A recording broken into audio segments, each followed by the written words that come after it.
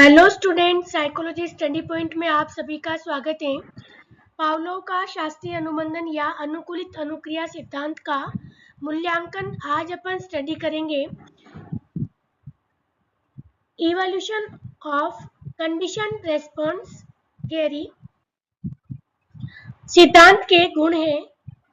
Number 1, इस सिद्धांत के द्वारा बालकों में अनुशासन की भावना का विकास किया जा सकता है। नंबर 2, इस सिद्धांत के आधार पर बालकों में विभिन्न प्रकार की अभिवृत्तियों का विकास किया जा सकता है। नंबर 3, अनुकूलित अनुक्रिया सिद्धांत के आधार पर उत्तम आदतों का विकास किया जा सकता है।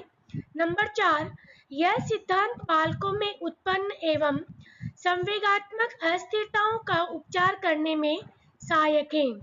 नंबर 5, यह सिद्धांत अनुबंधन, कंडीशनिंग और पुनर्बलन रीइंफोर्समेंट पर बल देता है। शिक्षकों को बच्चों को कुछ भी पढ़ाते सिखाते समय इसका प्रयोग करना चाहिए। इसे सीखने की प्रक्रिया प्रभावशाली होती है। नंबर 6, इस विधि से ऐसे विषयों को सरलता से पढ़ाया जा सकता है जिनमें बुद्धि, चिंतन एवं तर्क की आवश्यकता नहीं होती, जैसे शिशुओं को अक्षरों का पढ़ना लिखना सिखाना। नंबर 7, शास्त्रीय अनुबंधन द्वारा बच्चों की बुरी आदतों को अच्छी आदतों में प्रतिस्थापित किया जा सकता है एवं भय आदि मानसिक रोगों को दूर किया जा सकता है।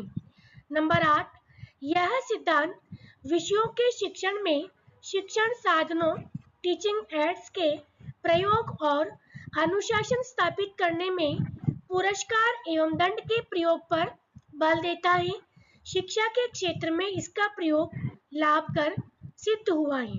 नंबर 9, शास्त्रीय अनुबंधन द्वारा बच्चों का सामाजिकरण सरलता से किया जा सकता है।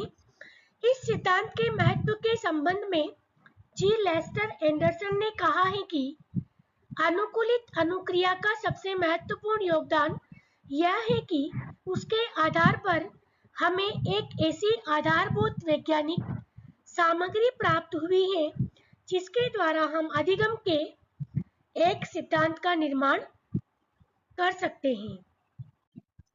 सिद्धांत के दोष अथवा कमियां। नंबर 1, इस सिद्धांत के आधार पर अधिगम के शारीरिक आधारों को स्पष्ट करने में सफलता प्राप्त नहीं हो सकी।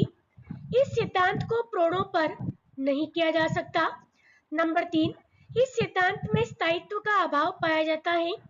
अनुभवों के आधार पर ऐसा देखने में आता है कि उद्दीपकों को हटा देने से बालकों की अनुक्रिया भी प्रभावहीन होती चली जाती है।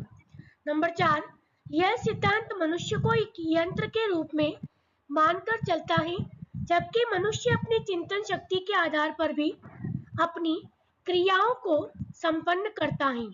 नंबर 5, यह सिद्धांत पशुओं पर प्रयोग करके प्रतिपादित किया गया है और बालकों पर प्रयोग करके इसकी पुष्टि की गई है।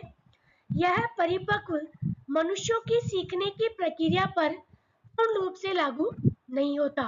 नंबर 6, इस सिद्धांत में मनुष्य को एक जैविक मशीन माना गया है और उसके सीखने की प्रक्रिया को एक यांत्रिक प्रक्रिया माना गया है।